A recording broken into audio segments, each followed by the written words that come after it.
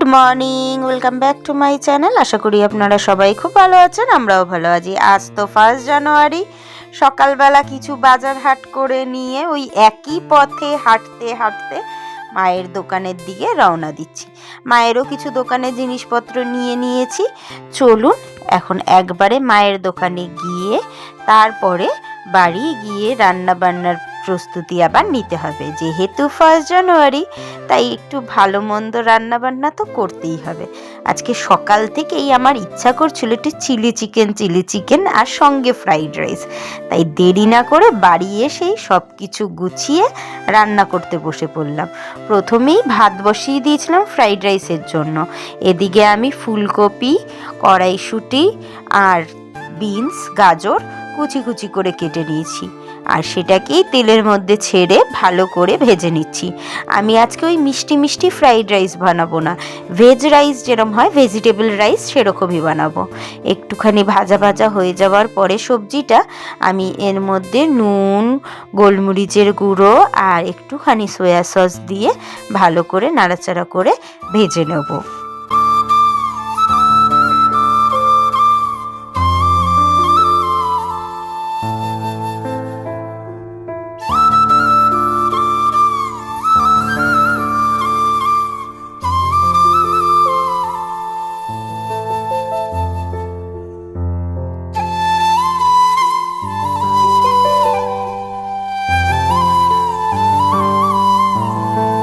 সবজিটা ভাজা হয়ে যাওয়ার পরে আমি চিকেনটাকে ম্যারিনেট করতে বসালাম। একটু আদা রসুনের পেস্ট দিয়ে দিলাম আর দিয়ে দিচ্ছি গোলমরিচের গুঁড়ো, নুন আর ওই কর্নফ্লাওয়ার। তার সঙ্গে দেব 2খানা ডিম দিয়ে ভালো করে এটাকে মেখে ওই কিছুক্ষণের জন্য রেখে দেবো। এটা কিন্তু আগে থেকে মেখে রাখলে পরে টেস্টটা ভালো হয়, মশলাপাতিগুলো একদম মাংসের ভিতরে ঢুকে যায়। কিন্তু আমার তো যখন তখন ইচ্ছা হয়। ও একটুখানি ভিনিগারও দিয়েছিলাম যাতে চিকেনগুলো একদম সফট হয়, সঙ্গে একটু সয়া সস, এটা তো বলতেই ভুলে গেছিলাম। ভালো করে এটাকে ম্যারিনেট করে ওই 10 থেকে 15 মিনিট রেখে দিয়েছিলাম, কারণ এর থেকে বেশি রাখলে আবার দুপুরের খাবার রাতে গিয়ে খেতে হবে। যাই হোক, চলুন এটাকে ম্যারিনেট করে নিই।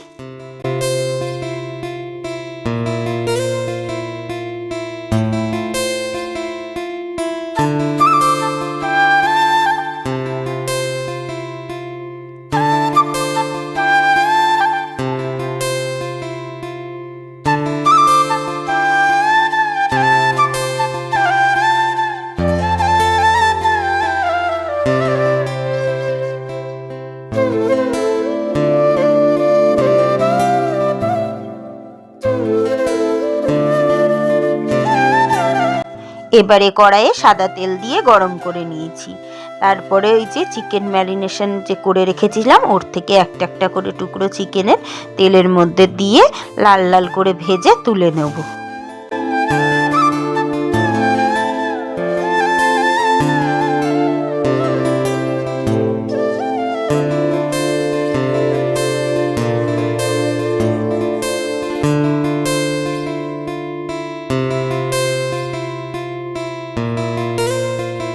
এবারে তেলের মধ্যে দিয়ে দিচ্ছি আদা কুচি, রসুন কুচি, কাঁচা লঙ্কা কুচি। তারপরে এটাকে একটুখানি নাড়াচাড়া করে ভেজে নেব যতক্ষণ না এই ফ্লেভারটা পুরো তেলের মধ্যে ছেড়ে আসছে। আমি কিন্তু খুব সহজেই চিলি চিকেন বানাই, সেটাই আপনাদের সঙ্গে শেয়ার করলাম। আর খেতে কিন্তু বেশ দারুণ হয়। এটাকে ভালো করে একটুখানি ভেজে নিয়ে এর মধ্যে আমি ক্যাপসিকাম আর পেঁয়াজের ডুমু ডুমু করে কেটে রেখেছিলাম, সেটা দিয়ে দিলাম। দিয়ে এটাকেও ভালো করে তেলের মধ্যে আমি ভেজে নেব।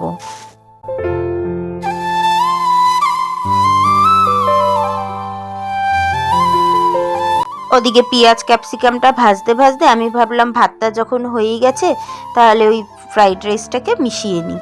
ভাজাগুলোকে ভাতের মধ্যে দিয়ে নিলাম একবারেই। এবারে এর মধ্যে একটুখানি চিনি, একটুখানি নুন, সামান্য একটু গোলমরিচের গুঁড়ো দিয়ে ভালো করে এটাকে মিক্স করে নেব।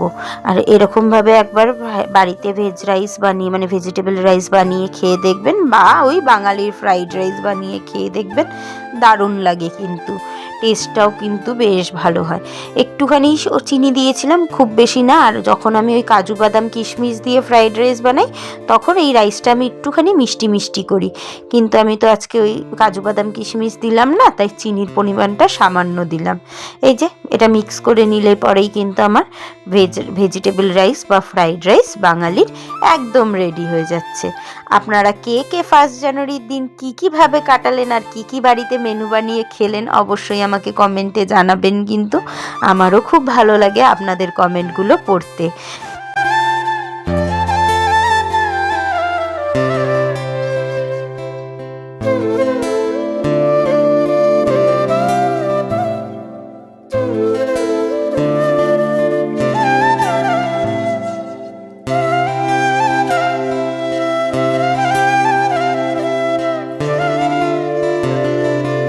এদিকে আমার এই সবজিটাও ভাজা হয়ে গেছে, দিয়ে দিলাম একটুখানি সয়া সস।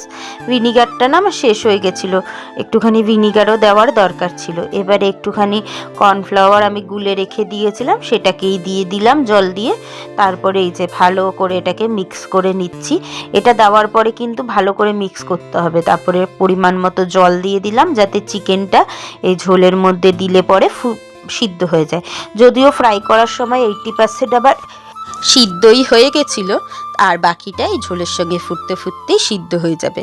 আমি এর মধ্যে একটু মধু বা চিনি অ্যাড করি, তাতে কিন্তু টেস্টটা বেশ ভালো লাগে, একটু চাইনিজ টেস্ট লাগে। যদিও এটা প্রপার চাইনিজ চিলি চিকেন না, মানে আমি ঘরে যেভাবে বানাই সেটাই দেখালাম। তারপরে না আপনাদের সঙ্গে আর খাওয়া দাওয়া রাত্রিরের কিচ্ছু শেয়ার করিনি, এটা পরের দিন। মেয়ের আজকে থেকে স্কুল শুরু, তাই মেয়েকে স্কুলে দিতে আসলাম। ও তো ক্লাস 10 হয়ে গেল। প্রথম দিন ভাবলাম একটু দিয়েই আসি, আর প্রত্যেক বছরই আমি প্রথম দিন ওকে দিয়েই আসি। তারপরে বাড়ি এসে একটু গোলা রুটি বানালাম, আর এদিকে এই যে দুধ জাল দিতে বসিয়েছি, এখানটা বসিয়েছি হলো প্রেসারে আলু সিদ্ধ। আর কত বাসন আমার জন্য ওয়েট করছে দেখুন, বাইরে বেশ একটু রোদ আছে, কাঁচার ছিল এই বাসনগুলো, সেই পিকনিকে তুলবো করে তোলা হচ্ছে না। পাঁপড় বার করেছি, ডালের সঙ্গে পাঁপড় ভাজবো আর আলু সিদ্ধ। আজকে একদম সিম্পল রান্না বান্না, খুব একটা রান্না বান্নার ঝামেলা রাখছি না, কারণ ওই স্কুল দিয়ে এসে আমার আর ইচ্ছা করছিল না রান্না করতে। এখানটা কিছুটা পাস্তা, কিছুটা চিড়া এগুলো এনে রাখলাম, কারণ টিফিন করে দিতে হবে ওদেরকে, সকালে খেয়ে যাবে। তারপরে ছিল একটা আপেল, সেটাকে কেটে এই যে ওকে দিয়ে দিলাম খাওয়ার জন্য। আর ওরও আবার সোমবার থেকে স্কুল। আর এখানে এই যে বাসন কোসনগুলোও আমি মেজে নিচ্ছি। একার হাতে তো বুঝতেই পারছেন, একদিক করি আরেক দিক করি, এরকম করতে হয়। একবারে একটা কাজ কমপ্লিট করে নিয়ে আরেকটা কাজে হাত দিতে গেলে কিন্তু দেরি হয়ে যায়। তারপরে সন্ধ্যাবেলা ভাবলাম সবাই মিলে একটু ফুচকা খেতে যাই, তাই আমি রীতিকা ছেলে মেয়ে মিলে একটু ফুচকা খেতে আসলাম। আর আমি সেই 1.5 মাস পরে আজকে ফুচকা খাচ্ছি, মানে আমার অপারেশনের 1.5 মাস ভুল বললাম, অনেক দিন বাদে। আর খেতে গিয়ে একটু ভয়ও লাগছিল, যদি আবার কিছু হয় জানি না। খেয়ে তো নিয়েছি, কিছু হলে দেখা যাবে। আর মনের ইচ্ছাটাকেও তো দেখতে হবে, শুধু সবসময় যে শরীরের দিকে চিন্তা করলে হবে বলুন? তাহলে তো এই বয়সেই যা ইচ্ছা পূরণ করার, তাহলে তো জীবনে আর কিছু পেলামই না। তো যাই হোক, অনেক কথা বলে ফেললাম। একটুখানি ফুচকা টুচকা খেয়ে বাড়ির দিকে রওনা দেবো। ওরা গিয়ে আবার পড়তে বসবে, তো আমি ভাবলাম যে বাড়ি না গিয়ে আমি একটুখানি মায়ের দোকানে বসি, তারপরে বাড়ির দিকে যাব। তা চলুন আগে ফুচকাটা খেয়ে নিই।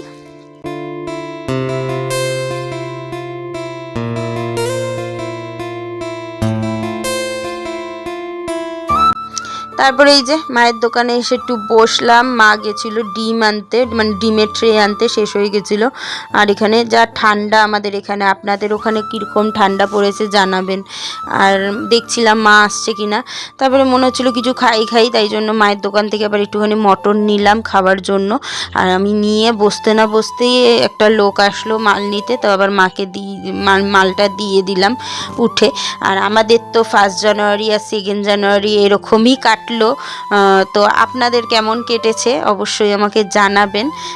তো আজকের ভিডিওটা আর বড় করছি না, দেখা হচ্ছে নতুন ব্লগের সঙ্গে। ততক্ষণ সবাই খুব ভালো থাকবেন, সুস্থ থাকবেন, আর সব সময় হাসি খুশি থাকবেন, কারণ জীবনটা অনেক ছোট। এখনই শখ পূরণের সময়, এই বয়সে যদি শখ না পূরণ করি কবে করব? তাই সবাই খুব ভালো থাকবেন, নিজের ইচ্ছা পূরণ করবেন। আশা করি আপনাদের এই বছরটা খুব ভালো কাটবে, খুব ভালো কাটুক। হোক, সবার সব মনস্কামনা পূর্ণ হোক। আমিও ঠাকুরের কাছে প্রার্থনা করি আমারও যাতে এই বছরটা ভালো কাটে, কারণ 2025 তো আপনারাও জানেন আমার সঙ্গে কাটিয়েছেন, আমার পরিস্থিতি বা আমার সময়গুলো কেমন গেছে আপনাদের সঙ্গে তো শেয়ার করেইছিলাম। তো যাই হোক, অনেক কথা হলো। আমার ভিডিও যদি ভালো লাগে অবশ্যই আমার পাশে থেকে আমাকে একটুখানি সাপোর্ট করবেন, লাইক কমেন্ট করতে ভুলবেন না। আজ আসি, টাটা।